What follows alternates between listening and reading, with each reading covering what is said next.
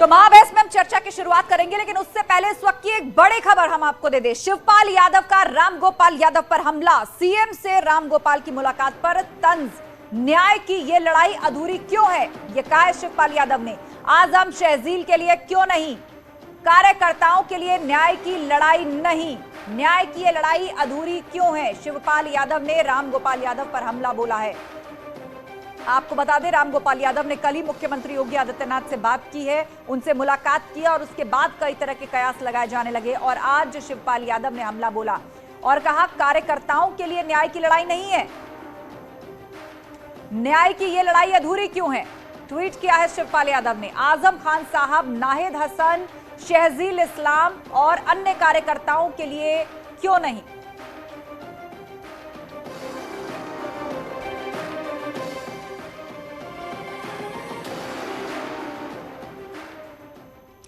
तो आज महाबहस का सवाल यही है कि आखिर अखिलेश यादव बार बार हिट विकेट क्यों हो रहे हैं।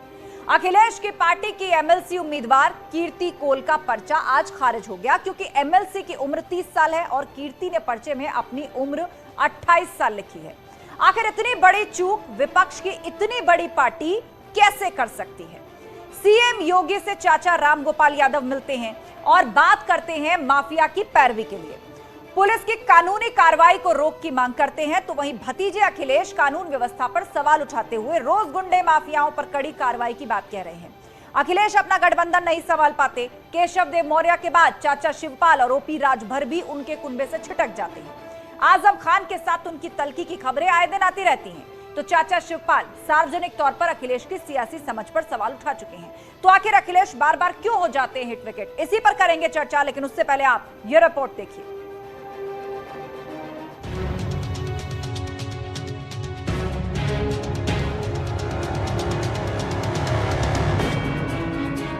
अखिलेश का फ्लॉप शो जारी, फिर हिट विकेट। एक बार फिर सपा ने अपनी अपरिपक्वता को जग जाहिर कर दिया। क्या आवश्यकता थी एक हारा हुआ चुनाव एक भद्र महिला को लड़ाने की, और यदि चुनाव में उसे प्रत्याशी बना ही दिया तो कम से कम उसका पर्चा तो ठीक से भरवाना चाहिए था। तो जिसको इस बात का पता ही नहीं है कि उम्र की सीमा क्या है, कितनी उम्र तक का पर्चा भराया जा सकता है। सिर्फ नकारात्मक अगर सोच हमारे अंदर रहेगी तो फिर हम जो उसके नियम कानून हैं उसको भी हम ताक पे लड़ के काम करेंगे। अखिलेश के कानून व्यवस्था पर सवाल, रामगोपाल कर रहे माफिया की वकालत। कौन सी रणनीति बना रहे हैं, कौन सी डीलिंग कर रहे हैं, सारे विपक्ष के लोग ओम प्रकाश राजभर जी पर हमला करते हैं। अब तो पोल खुल गई कि अगर कार्यकर्ताओं के सम्मान के लिए मिलने जाते, दिन में जाते मिलने, बात समझ में आती, अंधेरे में जाकर मिल रहे हो तो डर किस बात का, कौन सा डर छुपाने के लिए जा रहा है या कौन से डर से बचने के लिए जा रहे हैं। माफिया की पैरवी, रामगोपाल पहुंचे सीएम दरबार।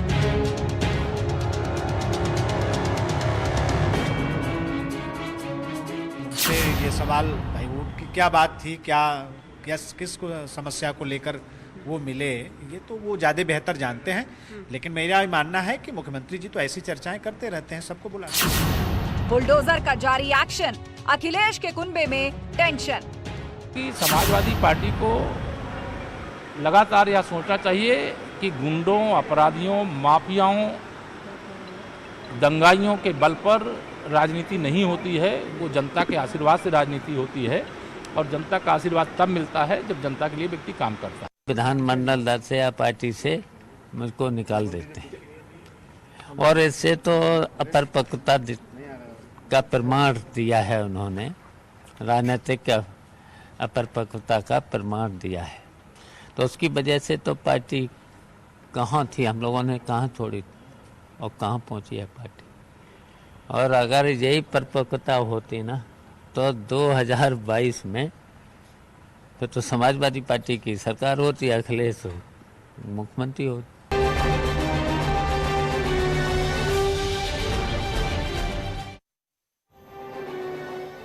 और चर्चा की शुरुआत करते हैं। हमारे साथ पूरा पैनल जुड़ चुका है। राजेश चौधरी जी हैं, बीजेपी प्रवक्ता हमारे बीच में, अनुराग भदौरिया थोड़ी देर में जुड़ेंगे, समाजवादी पार्टी के प्रवक्ता दयाराम भार्गव सुभाषपा का पक्ष रखेंगे, और अनीता मिश्रा हमारे साथ जुड़ चुकी है, पीएसपीएल की प्रवक्ता। तो चर्चा की शुरुआत करते हैं। जिस तरीके से रामगोपाल यादव ने मुख्यमंत्री योगी से मुलाकात की और यादव बंधुओं को लेकर बातचीत की है, उन पर जो मुकदमे लगाए गए उसको लेकर उन्होंने बातचीत की, तो उस पर अब शिवपाल यादव ने निशाना साधा है अनीता जी, और कहा यह जा रहा है कि आवाज सिर्फ यादव बंधुओं की क्यों उठाई जा रही है। बात यहां आजम खान साहब की नहीं हो रही, नाहिद हसन की नहीं हो रही, शहजील इस्लाम की नहीं हो रही। यहां क्या कहने की और क्या जताने की कोशिश कर रही प्रसपा?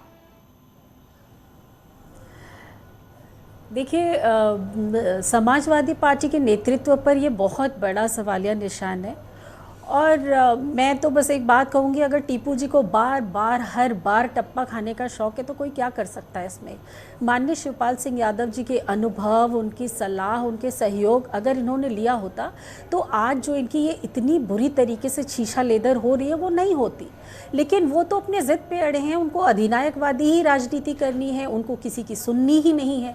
आप बताएं, एक ऐसा राजनीतिज्ञ जो देश के सबसे बड़े सूबा, सबसे महत्वपूर्ण सूबे का मुख्यमंत्री बनने का सपना देखता हो, जिसके ऊपर इस इतने बड़े प्रदेश के सबसे मजबूत विपक्ष का दारोमदार हो, उसको इतना तक ज्ञान नहीं है कि एमएलसी चुनाव के लिए मिनिमम एज लिमिट क्या है। हम जैसा छोटा नेता ये बात जानता है और उनको ये नहीं पता है। देखिए, कुछ भी नहीं, वो प्रदेश की जनता को बुरी तरीके से केवल बेवकूफ बना रहे हैं, मूर्ख बना रहे हैं। नहीं, आप यहाँ ये कहना चाहती है अनीता जी कि ऐसा सपा की तरफ से जानबूझकर किया गया है, क्यों? वो सिर्फ प्रदेश की जनता को बेवकूफ़ बना रहे हैं। उनकी सलाहकार मंडली में भी एक से एक लोग भरे पड़े हैं, आता न जाता बन रहे हैं ज्ञाता। बताइए, आप कैसे ऐसे व्यक्ति को मुख्यमंत्री इतने बड़े सूबे का बनाने का सपना देख रहे हैं जिनको ये छोटी छोटी संवैधानिक जानकारी तक नहीं है? अरे, अगर आपको नहीं जानकारी है तो कम से कम आप अपनी सलाहकार मंडली तो दुरुस्त रखिए। इस तरीके से मैं एक बात कहूँगी आपको कि लम्हों ने खता की थी, सदियों ने सजा पाई वाला हिसाब किताब है। इनकी ये जो नादानियां हैं, इसका खामियाजा समाजवादी पार्टी को सदियों तक भुगतना पड़ेगा। ठीक है अनीता जी, और भी पैनलिस्ट हमारे साथ जुड़े हुए हैं, आगे भी हम चर्चा के लिए आपके पास आएंगे। और राजेश चौधरी भाजपा प्रवक्ता हमारे बीच में। राजेश चौधरी जी, यहां पर जिस तरीके से सपा उम्मीदवार का नॉमिनेशन खारिज हुआ है, उसे प्रसपा तो कह रही है कि ये उनकी चूक है, जानबूझकर बेवकूफ बना रहे हैं, उनको समझ नहीं है, उनकी राजनीतिक परिपक्वता पर सवाल उठा रही है। लेकिन यहाँ ये भी कहा जा रहा है कि पता था हार होगी, इसीलिए जानबूझकर ये मिस्टेक करवाई गई। देखिए, समाजवादी पार्टी का आप इतिहास देखेंगे तो अखिलेश यादव जी की कोई भूमिका समाजवादी पार्टी को खड़ा करने में नहीं रही है। वो कुछ लोगों पे आधारित हो गए, यही कारण है कि जनता बार बार उनको नकार रही है। मैं तो कहूंगा, जिस बहन का पर्चा उन्होंने भरवाया था, नॉमिनेशन कराया था, समाज का अपमान किया है उन्होंने। आप इतना नहीं जानते थे कि चुनाव लड़ने की उम्र क्या है? हम लोग भी चुनाव लड़ते हैं, हम लोगों ने भी एमएलसी के प्रस्तावक में स्वयं था। उस समय देखिए, एक एक चीज बड़ा बारीकी से देखी जाती है। वोटर लिस्ट में नाम है कि नहीं है, क्या नाम है, क्या उम्र है, क्या क्वालिफिकेशन है, ये सब जानबूझ करके ये सब ऐसी हरकतें करते हैं, बचकानी हरकतें करते हैं। नेतृत्व तो नकारा है समाजवादी पार्टी का। ठीक है, ठीक है। एक यहाँ पर दिलचस्प बात यह भी है कि शिवपाल यादव ने ट्वीट करके निशाना साधा रामगोपाल यादव पर। जो मुलाकात मुख्यमंत्री योगी से हुई और यादव बंधुओं पर जो कुछ मामले चल रहे थे, जो कुछ एफआईआर थी, उसको लेकर खबर आई कि ये मुलाकात सीएम और रामगोपाल यादव के बीच में हुई है। उस पर शिवपाल यादव देखिए क्या लिख रहे हैं। वो कह रहे हैं, न्याय की लड़ाई अधूरी क्यों है? आजम खान साहब, नाहिद हसन, शहजील इस्लाम और अन्य कार्यकर्ताओं के लिए क्यों नहीं?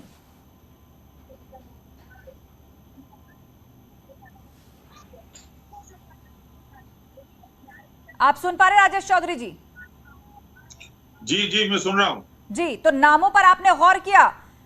आजम खान साहब, नाहिद हसन, शहजील इस्लाम। ये यादव जी के कुनबे की लड़ाई है, पारिवारिक कलह है। रामगोपाल यादव अपने नजरिए से देखते हैं, शिवपाल सिंह यादव अपने नजरिए से देखते हैं, अखिलेश यादव अपने नजरिए से देखते हैं। सब ये मुलायम सिंह जी की कमाई को खाने वाले लोग हैं। और आप नाम से देख रहे होंगे किस तरह से नाम ले रहे हैं। क्या इनके साथ किसी के साथ अन्याय हो रहा है? आजम खान ने अपराध नहीं किया, शहजील इस्लाम ने अपराध नहीं किया। समाजवादी पार्टी विशुद्ध रूप से अपराधियों की पार्टी है। ये हमेशा अपराध के साथ खड़े होते हैं। आप देखिए ना, इनके शासन व्यवस्था जब थी, लॉ एंड ऑर्डर की कितनी बुरी स्थिति उत्तर प्रदेश की थी। ये तो अपराध के साथ चलने वाली पार्टी है, अपराधियों का एक गिरोह है जिसने समाजवादी पार्टी के रूप में राजनीतिक दल बनाया हुआ है। जी, अपडेट के लिए हमारे सहयोगी राजीव भी हमारे पास जुड़ चुके हैं। राजीव से अपडेट ले लेते हैं। राजीव, रामगोपाल यादव की मुख्यमंत्री से मुलाकात और अब शिवपाल यादव ने सवाल उठाया है। मतलब उन्होंने अपने ट्वीट के माध्यम से जताने की कोशिश की है कि बात केवल इंसाफ की बात, केवल लड़ाई केवल यादव बंधुओं के लिए क्यों, आजम खान, नाहिद हसन, शहजील इस्लाम, इन पर बातचीत क्यों नहीं? तो इसके पीछे किस तरह की पॉलिटिक्स है? देखिए, निश्चित तौर पर जिस तरह से बीते सोमवार की रात मुख्यमंत्री योगी आदित्यनाथ से सपा के राष्ट्रीय महासचिव प्रोफेसर रामगोपाल मुलाकात करने पहुंचे थे, उसके बाद लगातार चाहे वो सुभाषपा हो या फिर अब प्रसपा अध्यक्ष शिवपाल यादव ने ट्वीट करके एक बड़ा निशाना साधा है और उस ट्वीट में लिखा है कि ये न्याय की लड़ाई आखिर अधूरी क्यों नहीं है। आजम खान साहब, शहजील इस्लाम या नाहिद हसन जैसे जो तमाम कार्यकर्ता हैं, उनके लिए ये लेटर क्यों नहीं लिखा गया या मुख्यमंत्री से मुलाकात क्यों नहीं की गई। और यही सवाल सुभाषपा, जो कि ओम प्रकाश राजभर के बेटे अरुण राजभर से भी जब न्यूज 18 ने बात की तो उनका भी कहना था कि लगातार समाजवादी पार्टी के मुखिया अखिलेश यादव ये कह रहे थे कि वो समाजवादी पार्टी के कार्यकर्ताओं का उत्पीड़न हो रहा है, नेताओं का उत्पीड़न हो रहा है, लेकिन जब आजम खान जैसे नेताओं का उत्पीड़न हुआ तो क्यों नहीं हुए। और यही कारण है कि अब शिवपाल यादव ने भी इसको लेकर ट्वीट किया है और प्रोफेसर रामगोपाल की सीएम योगी से हुई मुलाकात को लेकर न सिर्फ सवाल उठाए हैं बल्कि कहीं ना कहीं एक जमकर निशाना भी साधा। इससे साबित होता है, उनका कहना यह है कि अगर रामगोपाल यादव को लगता है, क्या ये लगता है कि इन लोगों ने अपराध किया है और अगर नहीं किया है तो फिर इनकी बात जब इन पर उत्पीड़न हो रहे थे, इन पर मुकदमा दर्ज किया जा रहा था, तब क्यों नहीं प्रोफेसर रामगोपाल ने उत्तर प्रदेश के मुख्यमंत्री योगी आदित्यनाथ से मुलाकात चल रही है और बारी बारी अखिलेश यादव की राजनीतिक समझ पर सवाल उठाए जा रहे हैं। भाजपा द्वारा, प्रसपा द्वारा और सुभाषपा के भी अपने अलग ही तर्क हैं। अभिषेक वाजपेयी समाजवादी पार्टी के प्रवक्ता हमारे बीच जुड़ चुके हैं। अभिषेक वाजपेयी जी, दो महत्वपूर्ण सवाल। एक तो ये कि शिवपाल यादव ने निशाना साधा, आप कल रामगोपाल यादव मुख्यमंत्री से मिले, शिवपाल यादव का कहना है कि यादव बंधुओं के लिए तो आप बातचीत करते हुए आए, लेकिन आजम खान साहब, नाहिद हसन, शहजील इस्लाम, इन सब की आपने बातचीत नहीं की। देखिए, सबसे बड़ी चीज ये, मैं एक छोटी सी लाइन कहूंगा कि लोहिया जी की एक बात याद आ गई, या ऐसी है वह कैसी है, ऐसा कहने वाले क्या कभी अपने अंदर झांक करके देखा है कि उनकी सोच कैसी है।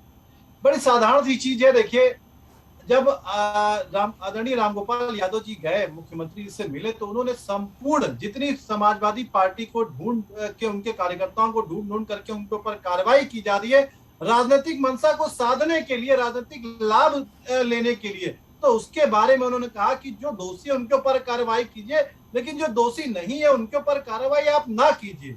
जहां पे भी दोष सिद्ध होता है बिल्कुल नहीं, वो सब तो ठीक है अभिषेक जी। सवाल इस बात को लेकर उठा कि वहां पर केवल कुछ चुनिंदा लोगों की बातचीत हुई, यादव बंधुओं की बातचीत हुई, वहां नाहिद हसन का जिक्र नहीं हुआ, वहां शहजील इस्लाम का जिक्र नहीं हुआ और तो और आजम खान साहब का जिक्र नहीं हुआ। मतलब आप समझ रहे हैं, खास कास्ट कम्युनिटी उसको लेकर टारगेट कर रहे हैं और वो भी शिवपाल यादव। देखिए, वो शिवपाल जी के अपना सोच है, उन्होंने अपने हिसाब से कहा है, ठीक है, लेकिन हम तो जब समाजवादी पार्टी के कार्यकर्ताओं की बात होती है उसमें मैं भी आऊंगा, रामगोपाल यादव जी भी आएंगे, उसमें हर एक वर्ग, चाहे कोई भी कैसा नेता हो, वो हर एक वर्ग का व्यक्ति आता है, तो उसमें हम सबकी बात करेंगे। कल को अभिषेक वाजपेयी के ऊपर अगर कोई कार्रवाई अच्छा ठीक है, अनर्गल, ठीक है अभिषेक जी, ठीक है, इस बात को आप ये कह के जस्टिफाई कर रहे हैं, लेकिन आज जो घटना हुई है उस पर जवाब दीजिए। आखिर एमएलसी चुनाव में इतनी बड़ी चूक कैसे हो गई? ऐसा तो नहीं है कि आप लोगों को मालूम नहीं है कि भाई उम्र की क्या सीमा होती है? मतलब हार नजदीक देखी, हार तय देखी तो ये जानबूझकर मिस्टेक करा दी। आखिर कैसे हिट विकेट हो जा रहे हैं आप लोग बार बार? देखिए, बड़ी साधारण सी चीज है कि अगर देखिए, त्रुटि कभी भी हो सकती है, किसी भी व्यक्ति से हो सकती है, किसी भी पार्टी के आला कमान से हो सकती है, कोई भी व्यक्ति त्रुटि कर सकता है, तो त्रुटि के लिए कोई भी बात नहीं कही जा सकती। आप अपने आप को, ये आपके नहीं, लेकिन इसी बात को लेकर प्रस्ताव आप पर सवाल खड़े कर रही है, भाजपा आप पर सवाल खड़े कर रही है कि यही राजनीतिक समझ है आपकी, यही बेसिक समझ है आपकी, आप जनता को बेवकूफ बना रहे हैं। हमारे बीच में राजेश चौधरी जी जुड़े हुए हैं बीजेपी से। राजेश जी, कहा जा रहा है कि गलती तो किसी से भी हो सकती है, क्यों खामखा आप राजनीतिक समझ को घेर रहे हैं सपा और अखिलेश यादव की? देखिए, उत्तर प्रदेश की जनता बहुत अच्छी तरह से जानती है कि समाजवादी पार्टी के हाथ में यदि बागडोर चली गई प्रदेश की तो बहुत बड़ी गलती होगी। जो व्यक्ति नॉमिनेशन करना नहीं जानता, जो पार्टी ये नहीं जानती कि चुनाव लड़ने की उम्र क्या है, उसके हाथ में कितनी बड़ी बर्बादी हो जाएगी। देखिए यदि नहीं, वो कह रहे हैं गलती हो गई, तो गलती तो किसी से भी हो सकती है, और कितनी बड़ी बड़ी गलतियां करेंगे। जिस घटना की आप बात कर रही हैं एटा की, जोगिंदर यादव और रामेश्वर यादव वहां के माफिया हैं। हजारों कितने लोगों की प्रॉपर्टी उन्होंने जनता की कमाई है, हजारों करोड़ की। आज उस पर बुलडोजर चलता है तो रामगोपाल यादव मुख्यमंत्री के यहाँ दौड़े दौड़े जा रहे हैं। आपने भले आदमी की एक घटना बताइए ना, माफिया के अलावा किसी दूसरे के यहाँ पर योगी जी का बुलडोजर चला गया, क्यों समाजवादी पार्टी माफिया के साथ और 2 दिन बाद पूछना चाहता हूँ, जोगिंदर यादव कोई साधु है क्या? देखिए विषय पर बोलिए और एक एक करके बोलिए। इस शो पर सबको बराबर समय दिया जाता है, एक तो विषय पर बोलिए और एक एक करके बोलिए, सबको बराबर समय दिया जाता है। ठीक है, आप दोनों शांत हो जाइए। दयाराम भार्गव हमारे बीच में, वो अभी तक एक बार भी नहीं बोले। दयाराम भार्गव जी, आपका धर्म संकट दूर हो गया? सपा के उम्मीदवार का पर्चा अपने आप ही खारिज हो गया, एज मिस्टेक थी उसमें, क्योंकि सपा आप पर सवाल खड़े कर रही थी कि अब तो वो जनजातीय कम्युनिटी से आती हैं, अब किसको वोट देंगे आप? क्योंकि राष्ट्रपति चुनाव के वक्त आप यही कहकर तो सपा को घेर रहे थे, अब तो वो अपने आप ही पर्चा खारिज हो गया। जब आदरणीय नेता ओम प्रकाश राजभर अति पिछड़े या दलित अल्पसंख्यक आदिवासी समाज की बात करते हैं तो विपक्ष के जितने बड़े बड़े नेता सब राजभर को कोसने लगते हैं। लेकिन यही बात जब जो है सदर लखनऊ के सदर में राजभर जी उठाने का काम करते हैं तो उसमें कोई भी विपक्ष का जो विधायक, चाहे अति पिछड़ा हो, अति दलित हो, अल्पसंख्यक हो या आदिवासी समाज का कोई भी नेता हो, वो उनका सदन में साथ देने का काम नहीं करते हैं। यानी कि घर में बैठ करके मलाई खा रहे, बाहर जाके बोले कि हम नमक रोटी खा रहे हैं। अब रही बात परिपक्वता की, परिपक्वता देखिए आस्था जी है कि नहीं है ये तो समाजवादी पार्टी के लोग बताएंगे, हम तो भाई अब उनसे अलग है। जब आदरणीय चलिए, कोई टेक्निकल खराबी के कारण लगता है फ्रीज हो गए, दोबारा उनके पास हम रुक करेंगे, लेकिन चर्चा में हमारे साथ बाकी मेहमान भी शामिल हैं। और अभिषेक वाजपेयी जवाब देना चाह रहे थे, राजेश चौधरी ने जो बातें कही और जो दयाराम भार्गव भी कह रहे थे राजनीतिक परिपक्वता को लेकर, नॉमिनेशन कैंसिलेशन को लेकर, कि ऐसी पार्टी के हवाले क्या प्रदेश कर देना चाहिए जिसको इसी बेसिक्स का ज्ञान नहीं है कि एमएलसी बनने की उम्र क्या होती है। ऐसे कैंडिडेट को आपने चुना, उसको मैदान में उतारा। दोनों लोगों के लिए एक छोटी सी लाइन कहना चाहूंगा, हाँ। दोनों लोगों के लिए एक छोटी सी लाइन कहना चाहूंगा, बड़बड़ बोलने वाले क्रांति नहीं कर सकते, बड़बड़ बोलने वाले क्रांति नहीं कर सकते, ज्यादा काम भी नहीं कर सकते। उनको चाहिए कि अपने ऊपर चमक के लिए काम कर दे, बकवास की जरूरत नहीं है। तो ये भारतीय जनता पार्टी और बाकायदा राजभर जी तो या किसी से छुपा हुआ नहीं है, क्योंकि भारतीय जनता पार्टी भूल गई जब स्वयं प्रधानमंत्री जी ने जिस बुंदेलखंड एक्सप्रेस का उद्घाटन किया और पहली बारिश में वो गड्ढे पड़ गए, बह गया, तो उसके ऊपर और कौन सी बात ये करना चाहेंगे। इनको तो शर्म आनी चाहिए, अपना मुंह भी नहीं खोलना चाहिए। इनके यहाँ पे आप देख रहे हैं कि कैसे आए दिन रोज धांधली आ रही है। राजेश चौधरी, उनका तो नॉमिनेशन कैंसिल हुआ है, वो बता रहे हैं कि आपके तो जो वायदे थे वो धुल गए बारिश में। छात्रवृत्ति में इन्होंने घोटाला कर दिया। ठीक है राजेश चौधरी जी, आवाज आ रही है आपको? राजेश जी मैं सुन रहा हूँ, इनकी बात पूरी हो तब जब आप बीच में बोलते हैं तो ना इनकी समझ आती है ना मेरी समझ आती है। ठीक है, बात हो गई, उनकी बात आ गई, बात पूरी हो गई तब मैं बोलूं। जी बोलिए। देखिए अखिलेश यादव चले थे सत्ता हासिल करने के लिए 2022 में, जनता ने नकार दिया, उसके बाद वो डिप्रेशन में चले गए, उनको होश ही नहीं है, उन्हें नहीं पता। आप देखिए गंभीरता, नॉमिनेशन किया, हम लोगों ने भी किया, 2 हमारे एमएलसी का चुनाव था, हमारे माननीय मुख्यमंत्री जी, प्रदेश अध्यक्ष जी, सब लोग नॉमिनेशन करा रहे थे। मैं आपके ही चैनल में फुटेज देख रहा हूँ, मुझे अखिलेश यादव नजर नहीं आ रहे हैं। वो जो बहन वहां नॉमिनेशन कर रही है उसमें अखिलेश यादव विपक्ष के नेता हैं, सम्मानित माननीय विधायक है उत्तर प्रदेश की विधानसभा के, मुझे कहीं नजर नहीं आ रहा कितने बड़े गंभीर उस चुनाव को लेकर हो सकते हैं। एक बात, और दूसरी बात मैं कहूंगा आस्था जी, सब जानते हैं उपचुनाव है ये उत्तर प्रदेश की एमएलसी सीट का, उपचुनाव में सब लोग जितने विधायक हैं सब वोट डालेंगे। अरे हमारे पक्ष में कितने विधायक हैं हम बहुत अच्छी तरह से जानते हैं, अखिलेश यादव जी के साथ कितने विधायक हैं वो भी अच्छी तरह जानते हैं, चुनाव का परिणाम क्या आने वाला था वो भी सब जानते हैं। यही तो सवाल मैंने अभिषेक जी से किया था कि आप अगर आंकड़ों को उठाकर देखें तो हार नजदीक आती देखकर ये नॉमिनेशन कैंसिल करने का ये पूरी स्क्रिप्ट लिखी गई, हार नजदीक आती देखकर। अभिषेक बोलिए। देखिए सबसे बड़ी चीज ये है कि छोटी सी लाइन कहूंगा कि हम वो समाजवादी हैं, हम वो समाजवादी हैं जो दिलों में आग आंखों में ख्वाब रखते हैं। हम वो समाजवादी हैं जो दिलों में आग आंखों में ख्वाब रखते हैं। हम वो समाजवादी हैं जो जन जन के मुद्दों की बात रखते हैं। तो हार जीत तो होती रहती है। भारतीय जनता पार्टी की भी हार हुई है, समाजवादी पार्टी की भी हार हुई है, कांग्रेस की भी हार हुई है, किसी अन्य पार्टी की भी हार हुई है। तो हार जीत तो चलती रहती है, लेकिन हम लड़ाई लड़ने वालों में से हैं, हम हथियार डालने वालों में से नहीं है। हमारे मित्र से हम पूछना चाहते हैं, क्या इनके यहाँ पे कभी इनकी पार्टी के लोगों का क्या पर्चा खारिज नहीं हुआ है? तो इस तरीके से अनर्गल बयानबाजी बैठ करके अपने आप को संतुष्टि प्रदान कर सकते हैं या और किसी को भ्रम में पाल सकते हैं, लेकिन या किसी और जनता को भ्रमित नहीं कर सकते इस तरीके से कह करके।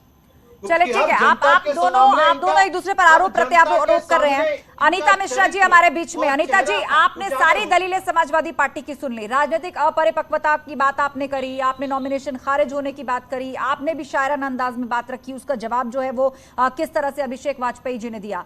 ये बताइए, रामगोपाल यादव की मुख्यमंत्री योगी आदित्यनाथ से मुलाकात और उसके बाद शिवपाल यादव का उन पर सीधे तौर पर अटैक, तो अब क्या लग रहा है कि उत्तर प्रदेश की राजनीति में असली समाजवाद किसका? इसकी भी लड़ाई सपा और प्रसपा के बीच में हमें और दिलचस्प तरीके से देखने को मिलेगी क्या? देखिए, रामगोपाल यादव जी की मुलाकात अगर पूरी समाजवादी पार्टी के लिए थी तो मैं बोलूँगी हुजूर आते आते बहुत देर कर दी। इतनी देर क्यों लग गई आपको? आज क्यों याद आई कि हम चलकर मुख्यमंत्री जी से मिलें और अपने कार्यकर्ताओं और अपने नेताओं के लिए बात करें? बहुत दिनों से बहुत बड़े बड़े नेता और कार्यकर्ता उनके परेशान थे, बहुत लोगों के साथ बहुत कुछ हुआ है, तब वो नहीं गए। आज उनको इतनी देर में क्यों याद आई? तो पहले उनको याद आना चाहिए था। दूसरी बात मैं बोलूँगी, एक बहुत फेमस गाना है बॉलीवुड का कि मझधार में नैया डोले तो माझी पार लगाए, और माझी जो नाव डुबोए उसे कौन बचाए। और गैरों की बात कहाँ है, ये तो किस्सा है अपनों का। हमारे जो माझी हैं वो ही समाजवादी पार्टी की नैया डुबोने पे पूरी तरीके से लग गए हैं, और चुनाव में हार जीत तो लगी रहती है। अगर ऐसी बात है, अगर सब लोग को ऐसे कयास है कि वो हारने वाली थी इसलिए पर्चा करा दिया, तो मैं तो यही कहूंगी मैदान जंग में जाने से पहले ही हार मान लेते हैं। हार जीत तो लगी रहती है, लेकिन जो बहुत सारे पर्चे खारिज होते हैं, बिल्कुल सही कहा है। ठीक है अनीता जी, दयाराम भार्गव भी हमारे बीच में जुड़ चुके हैं, उनकी बात अधूरी रह गई थी। ठीक है, आ गई आपकी बात अनीता जी। दयाराम भार्गव बोलेंगे आप, उनकी बात अधूरी रह गई थी, वो डिस्कनेक्ट हो गए थे। बोलिए दयाराम जी। आस्था जी, मैं ये कहना चाहूंगा, जब राजभर जी आदरणीय मुख्यमंत्री जी से मिलने गए थे, अति पिछड़ा, अति दलित, अल्पसंख्यक, आदिवासी समाज की समस्या को लेकर के, शिक्षा, रोजगार, दवाई को लेकर के, अपने 6 विधायकों के साथ में जब वो गए थे उनके विधानसभा की समस्या को लेकर के, तब समाजवादी पार्टी की मुखिया ने क्या कहा था कि इन पे आत्मा आ गई है, झाड़ फूक की जरूरत है।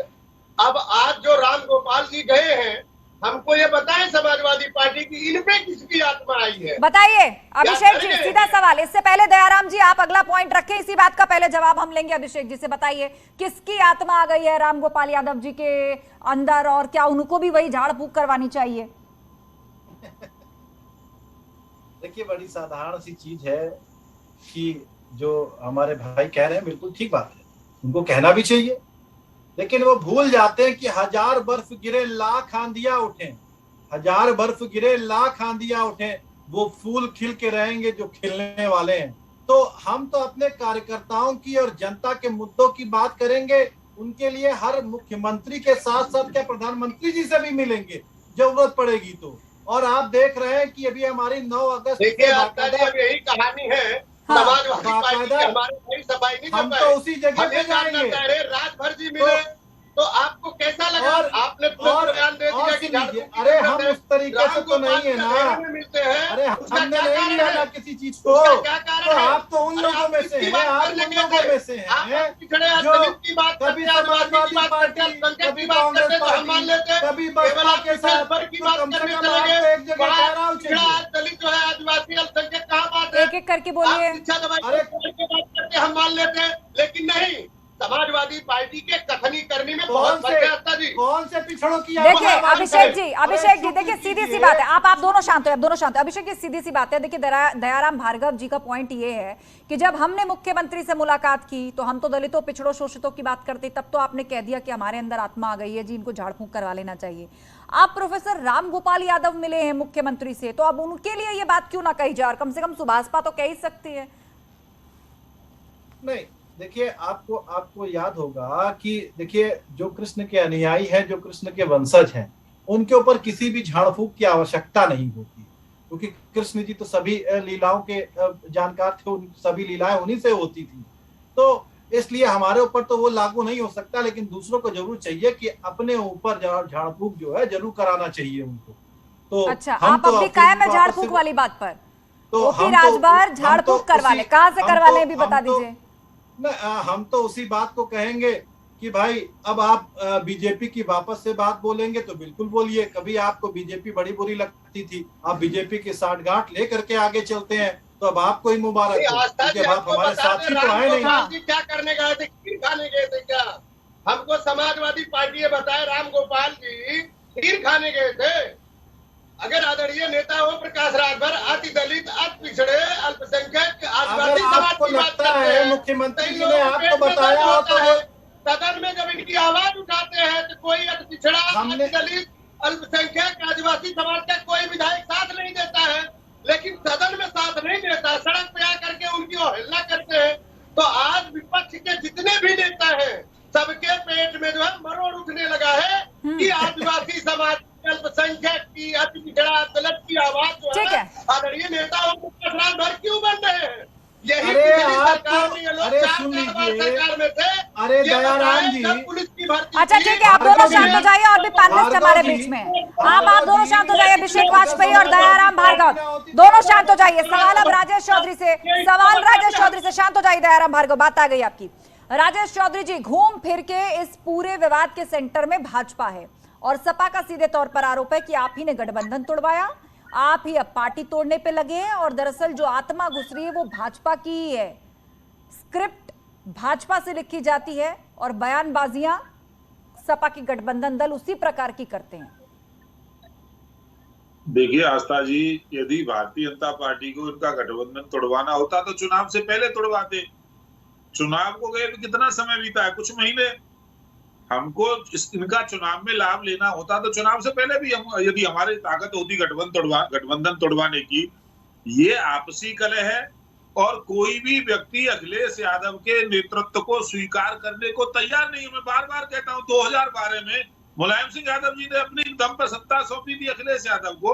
उसके बाद देखिए 2014, 2017, 2019, 2021 का पंचायत चुनाव और 2022 का विधानसभा का चुनाव, 5 चुनाव लगातार हार रहे हैं, उपचुनाव लगातार हारते जा रहे हैं। तो समाजवादी पार्टी के नेताओं को लगता है कि उनका भविष्य खराब हो रहा है, उसके साथ जो गठबंधन में बैठे हुए हैं उनको लगता है कि उनका भविष्य खराब हो रहा है। बोलिए अभिषेक जी, आप जवाब देना चाह रहे हैं। जब सपा में कोई भविष्य नजर नहीं आएगा, कोई रणनीति नजर नहीं आएगी, कोई विजन नजर नहीं आएगा, तो लोग अपने विकल्प ढूंढेंगे। 2024 से पहले लोग खुद विकल्प ढूंढेंगे भाजपा की दलील। जिसमें 72 छेद, आप वो बात बोल रहे हैं। सबने देखा कि आपने मध्य प्रदेश की सत्ता कैसे हासिल की, सबने देखा कि महाराष्ट्र में आपने सत्ता कैसे हासिल की। तो आप तो सत्ता की मलाई चाटने के लिए किसी भी हद तक जा सकते हैं, क्योंकि आपको सिर्फ सत्ता चाहिए होती है। हम तो वो लोग हैं जनता के जनाधार को स्वीकार करते हैं और सहज स्वीकार करते हैं। तो हम तो लड़ाई लड़ने वाले लोग हैं, समाजवादी पार्टी के लोग हैं। तो अभिषेक जी, आपकी जनता सुनने को तैयार नहीं है। लगातार आपके नेता अखिलेश यादव को नकार रही है। अरे आप लगातार नकार रही है। सदन में झूठ आप बोलते सत्ता हैं, से बाहर आप सदन में झूठ बोलते हैं, आप सदन में झूठ बोलते हैं, आपकी हैसियत दिखा रही है जनता। अरे आपकी वहाँ पर जाकर भजन कीर्तन करके नहीं गए, भगवान से प्रार्थना करके विपक्ष में नहीं बैठे। आपको भ्रष्टाचार आप बात कर रहे थे समाजवादी लड़ाई की। आप किसके लिए लड़ाई लड़ते हो? मुख्तार अंसारी के लिए, अतीक अहमद के लिए, आजम खां के लिए, साजिल इस्लाम के लिए, रामेश्वर यादव के लिए, उनकी लड़ाई नहीं लड़ रहे।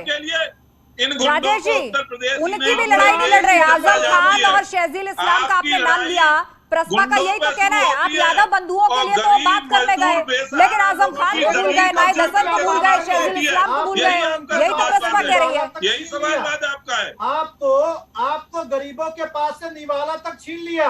आटे पे जीएसटी, पेंसिल पे जीएसटी, दही मट्ठे पे जीएसटी और कितने लोगों की जमीन लूटने का काम अखिलेश यादव की पार्टी करती है। जनता ने समाजवादी पार्टी जब सत्ता में आती है तो सबसे ज्यादा गरीबों को मारते हो ना आप लोग। गुंडे माफिया आकर के थाने पे कब्जा करने की कोशिश करते हैं, यही तो होता है।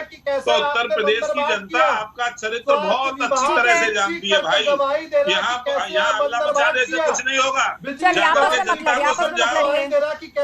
है, आपस में मत लड़िए। ये सब हमने चुनावी मंचों पर भी काफी देखा है। राजीव हमारे साथ जुड़े हैं, हमारे संवाददाता राजीव जुड़े, उनके पास भी डिबेट खत्म करने से पहले एक और अपडेट ले लेते हैं। राजीव, यहाँ सभी महत्वपूर्ण पार्टियों के प्रवक्ता हैं और सबकी अपनी अपनी दलीलें हैं, लेकिन घूम फिर कर बात जो है वो एक ही जगह आकर केंद्रित हो जाती है कि आखिर अखिलेश यादव बार बार हिट विकेट क्यों हो जाते हैं।